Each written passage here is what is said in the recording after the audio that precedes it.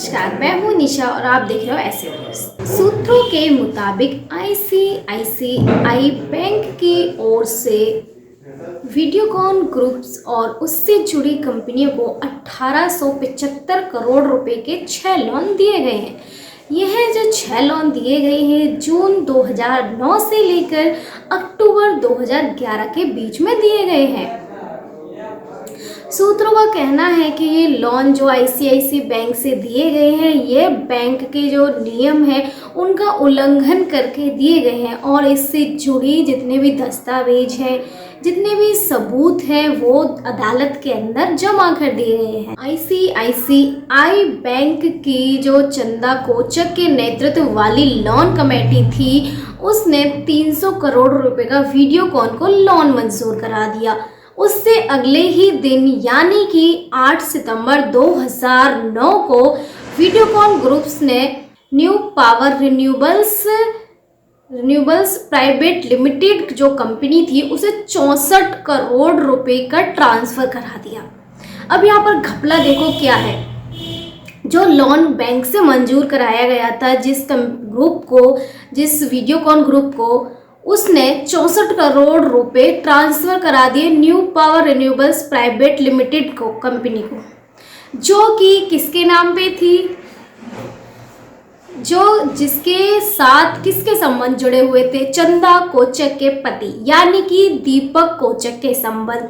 उनका एक अपना पारिवारिक ट्रस्ट था जिसका नाम था पैनिकल ट्रस्ट, ये उससे जुड़ा हुआ था। यानी सारे के सारे पैसे कहाँ गए, उनके पारिवारिक ट्रस्ट के अंदर। New power renewables limited private limited जो कंपनी थी, उस पहले जो उसका नाम था वो था new power renewables limited company के नाम से वह जानी जाती थी।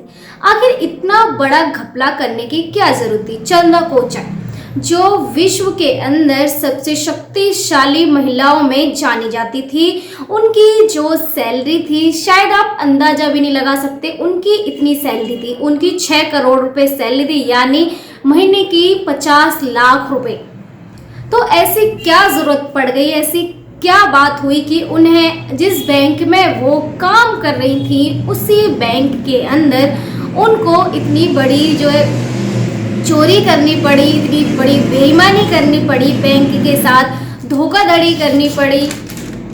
क्या जरूरत पड़ी थी उनको रिश्वत खाने की। परिवर्तन निर्देशालय ने 5 बड़े बड़े ट्रंक भरकर ओरिजिनल दस्तावेज कोर्ट के अंदर जमा किए हैं कि ये इसके अंदर जो पेपर है, जो ओरिजिनल डॉक्यूमेंट्स है, ये सारा के सारा काला चिट्ठा है किसका, चंदा कोचक का, जिन्होंने इतनी बड़ी बेईमानी करी बैंक के साथ। इसको वो पढ़ ले ध्यान से। चंदा कोचक जो महिलाओं में सबसे ज्यादा ताकतवर महिलाओं में उनकी गिनती होती थी। चंदा कोचक की जो संपत्ति जब्त की गई है उसमें से एक साउथ मुंबई के अंदर एक पोशल इलाके के अंदर एक आलीशान घर भी था।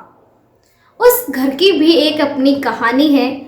जो 5 ट्रंक भर के दस्तावेज जमा किए गए हैं कोर्ट के अंदर, उसकी भी एक कहानी है। 19 फरवरी 1996 में 5.25 करोड़ रुपए का जो एक कंपनी है वो फ्लैट खरीदती है। उस कंपनी का नाम है क्रेडिशन फाइनेंशियल कंपनी, जो कि एक फ्लैट खरीदती है। उस फ्लैट के अंदर भी जो कोचर फैमिली है और वीडियोकॉन जो है उसकी हिस्सेदारी होती है। मतलब कि जहां पर वीडियोकॉन वहीं पर कोचर फैमिली पहुंच जाती है। 5.25 करोड़ रुपए में क्रेडिशन फाइनेंशियल जो कंपनी है, फाइनेंशियल कंपनी है जिसे हम CFL के नाम से जानते हैं, वो घर खरीदने के लिए एक अन्य काम के लिए स्टेट बैंक ऑफ इंडिया से कर्जा लेती है। वो कर्जा जो था वो था 4 करोड़ 70 लाख रुपए का। जिस CFL कंपनी ने 4 करोड़ 70 लाख का जो कर्जा लिया था, उसी CFL कंपनी ने 5.25 करोड़ रुपए का जो फ्लैट है 19 फरवरी 1996 में खरीदा था। CFL जिसने 5.25 करोड़ रुपए का अपना फ्लैट लिया था, वो बैंक का कर्जा नहीं चुका पाती है। तो उस बैंक का कर्जा चुकाने के लिए आगे आती है वीडियोकॉन। बैंक का कर्जा चुकाने के लिए आगे आती है वीडियोकॉन। वो उसका कर्जा चुकाती है और उस फ्लैट को खरीद लेती है। वीडियोकॉन कर्जा सारा चुका देती है। कंपनी के जो CFL कंपनी जो बैंक से लोन लिया था, उसका लोन लिया हुआ सारा पैसा चुका देती है और उसका जो फ्लैट है उसे खरीद लेती है। अब उसने कर्जा चुका दिया, फ्लैट खरीद लिया। अब वो जो फ्लैट है 5.25 करोड़ रुपए, वो किसके नाम पे ट्रांसफर होता है? 2009 में जब 2009 के अंदर जब वो सारा के सारा स्टेट बैंक ऑफ इंडिया का कर्जा चुका देता है वीडियोकॉन, तो वो जो फ्लैट है वो ट्रांसफ़र किया जाता है किसके नाम?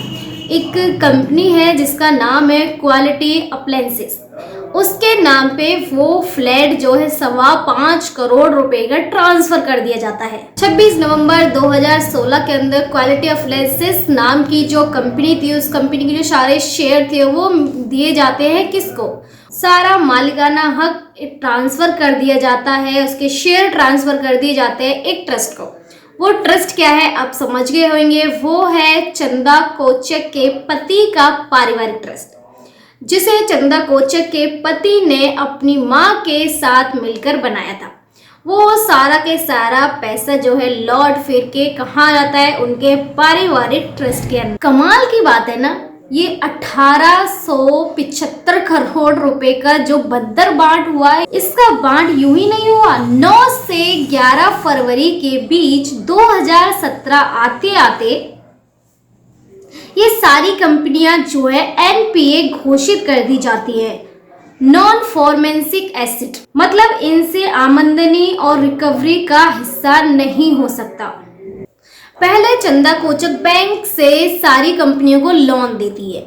आहिस्ता आहिस्ता उन कंपनियों को जो लोन दिया जाता है उन्हें धीरे धीरे अपनी जो कंपनियां हैं, मतलब उनके पति से जो जुड़ी हुई कंपनी है, यानी कि जो अपने पारिवारिक ट्रस्ट है, उनमें ट्रांसफर करवा दिया जाता है। सारा पैसा कहाँ गया? चंदा कोचक के पति के द्वारा बनाया गया ट्रस्ट के पास। इसके बाद क्या है? ICICI बैंक को चूना लगा दिया जाता है। अगर आप 19 करोड़ रुपए का अपने घर खरीदने के लिए बैंक से कर्जा लेते हैं, लोन लेते हैं, और उसकी एक EMI चुकाने में कहीं पे आपके पास पैसा नहीं होता, चुकाने में आप असमर्थ रहते हैं, या फिर आपसे एक EMI यानी कि मिस हो जाती है, EMI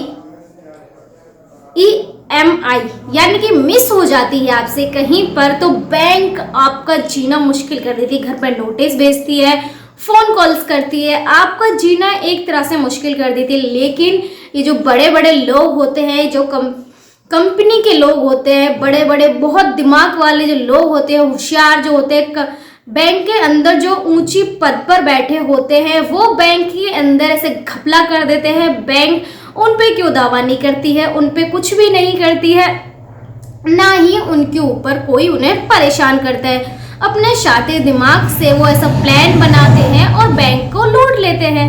अब ED ने सारे के सारे जो चंदा कोचर के खिलाफ जो सबूत है, जो बड़े बड़े ट्रंक में 5 बड़े बड़े ट्रंक में जो ओरिजिनल दस्तावेज पेश किए हैं, वो सारे के सारे कोर्ट को भेजती है कि इन्हें पढ़ो।